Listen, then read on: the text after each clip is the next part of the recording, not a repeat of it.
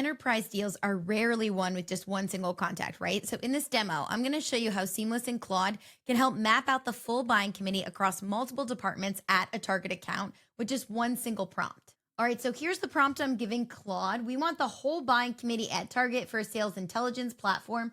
Include the director and all the stakeholders throughout all of these departments with verified emails, phone numbers, LinkedIn profiles, location, their time at the company, and their time in their current role.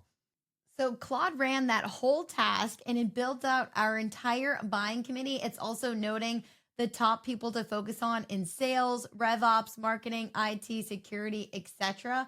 You have their name, their title, their function, their likely buying role, their seniority, their verified email, their phone numbers, their LinkedIn profiles, their city, their state, their time at the company, and their time in their current role. One prompt, and you have everything you need to target the entire buying committee. Try this one out on one of your highest priority accounts and see how quickly you can uncover the people influencing the actual deal.